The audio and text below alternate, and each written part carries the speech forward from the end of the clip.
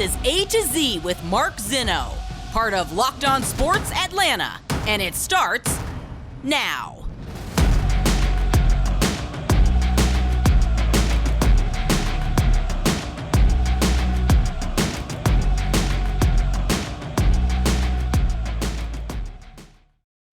Good afternoon. Welcome to A to Z here on Locked On Sports Atlanta, where today I tell you, you gotta love guys who have guts. Welcome in. We are live here on this Thursday and a lot to do. Make sure you guys give us a follow on Twitter at Locked On ATL. Of course, I'm at Mark Zinno, MarkZinno. The Freddie Freeman agent saga continues to take twists and turns. This is an official soap opera now. We'll get into that coming up here in just a little bit. The big news of the day, though, when it came last night, was that the Atlanta Hawks have acquired Dejounte Murray from the San Antonio Spurs, sending Gallinari and 3 first-round draft picks. I can't even say it. It's so many picks. 3 first-round draft picks to the San Antonio Spurs, and this is exactly the kind of player that the Hawks needed. Now, let's look at this objectively from a big picture standpoint. The Spurs, it takes a lot of guts to do what they did from the standpoint of you're trading away a 25-year-old, really good shooter, all-star, good defender on an extremely manageable contract, and the kind of player that you want to kind of rebuild around, or at least one of the pieces you want to rebuild around. You're trading that individual away for basically nothing but draft picks. And that's always a little bit of a crapshoot. And it's tough because when you're in the middle of a rebuild, you know, the pieces you can acquire, because you're not going to get a ton in free agency, the players that you can develop and acquire that you've already had, you want to keep. So there is a gamble for San Antonio here. Let's not forget that. The bigger gamble, obviously, is for the Atlanta Hawks. And when I saw the trade yesterday on Twitter, I just tweeted out a GIF of somebody pushing all their chips to the center of the table. And I had a couple of people come back to me going, oh, this isn't going all in. So I'm sorry. Is giving away 3 first-round draft picks not going all in? Because it feels like it. That generally is the definition of being all in. There aren't players who generally are worth 3 first-round draft picks. Right? Like that is a massive haul. Yesterday on the show, we talked about the idea of 4 first-round draft picks, and I was uncomfortable at 4. I'm not as uncomfortable at 3, but this is clearly a move. One, it empties the cupboard. Like the Hawks don't have any draft pick compensation left that they can offer anybody. Right? I mean, I suppose they could give away their 2023 first-round draft because the 3 draft picks they gave away, the one in 2023 is Charlotte's. That one is protected. And the other 2 in 25 and 27 are not protected. Excuse me, sorry. So the Hawks only have their own 2023 first-round draft pick left, and they don't have much they can give away other than that. So there's not really any draft pick compensation left. That feels like it's an all-in move. Secondly, you're pairing together 2 guys who need the ball in their hand to be really effective with this trade. Trey and Dejounte Murray both need the ball. Both of those guys have the ball in their hand a ton. And Murray is nowhere near as good a three-point shooter as Trey is, but he still can create his own shot. He's a good perimeter defender, which is exactly what the Hawks need. And, you know, this is a guy who maybe can get Trey off ball a little more and see how Trey can play that way.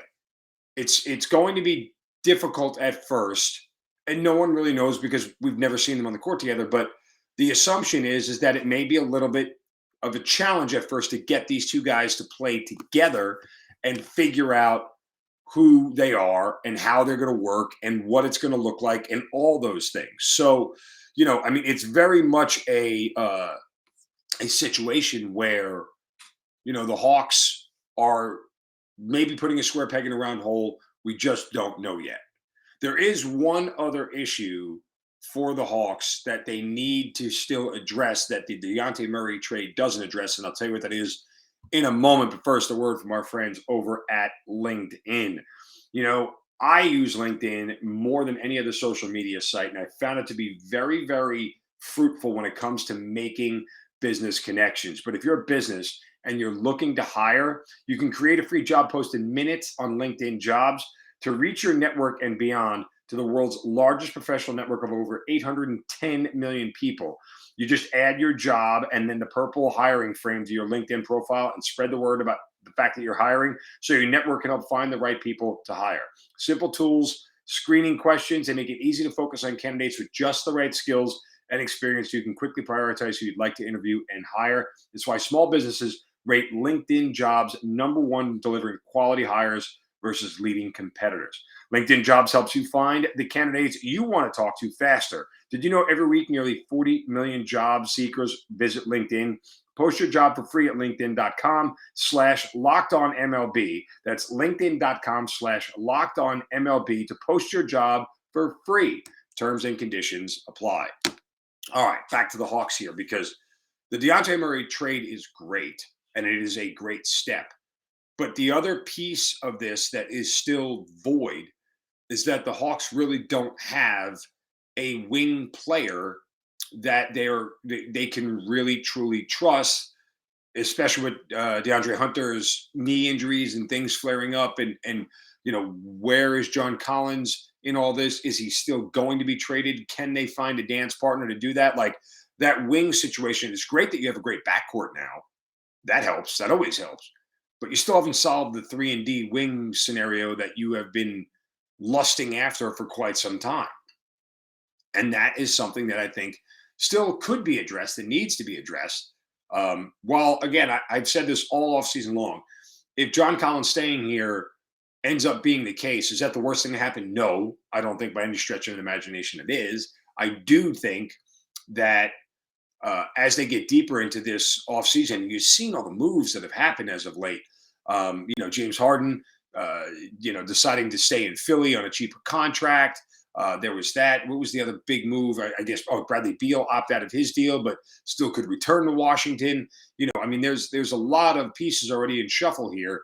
And like I said, when the music stops, the Hawks may be left without a chair, in this case, a dance partner, because everybody else got what they already need, and they didn't have to give away assets or anything else. All they had to do was pay out money in free agency. So it's going to be difficult. The other part, too, about this is, and maybe this isn't a real problem, because as I've said repeatedly, you can never have too much shooting.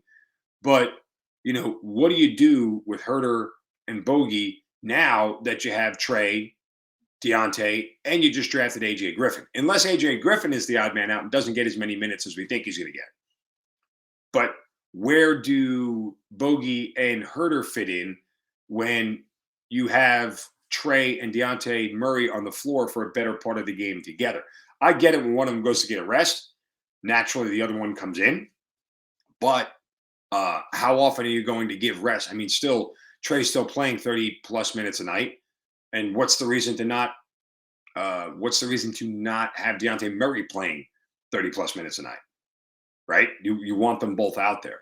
And then finally, I'll say this about the trade that is a big picture view. But at the end of the day, there's no guarantee that Dejounte Murray is going to stay here after the next 2 years of his very, very cheap contract. You've got a 2-year window to convince him, so to speak, and show that this is a team that could be a championship caliber team. And if he doesn't, he could go somewhere else easily. And you've traded away 3 first-round draft picks for 2 years of a player. Granted, they could be 2 all-star years, but 2 years of a player, and then he's gone. And that's the risk, and that's the gamble. So I'll say it again. I love GMs who go all in. I love GMs who take big risks and big swings. And that's exactly what Travis Schlenk has done. And the entire front office of the Hawks, this is what they've all done. They'll be tied to this trade for the next several years. If it doesn't go well, these are the kind of things that get GMs fired. And I appreciate the ones who are willing to go all in and do this kind of stuff because you can't win without it. You just can't. So whatever is next for the Hawks on their agenda, and I would say if they stayed like this, Travis Schlenk held true to his word that this was a fix, not an overhaul. But as soon as you trade John Collins, this becomes an overhaul. This is a complete overhaul because your starting five is going to look nothing like it did last year, with the exception of Trae Young. because it may be one of the player. Maybe it's Clint, who is the other player. So we'll see. But it was a big move and a big day for the Hawks, and we have to see how it plays out. All right, coming up next, Freddie Freeman continues to have this weird saga that is wrapped around him with this whole how his deal with the Dodgers went down, and now there may be lawsuits involved. But still, when push comes to shove, it's all going to go back to one man. That's Freddie Freeman. I'll explain next, right here on A to Z on Locked On Sports Atlanta, free on YouTube and wherever you get your podcast. Search Locked On Sports Atlanta.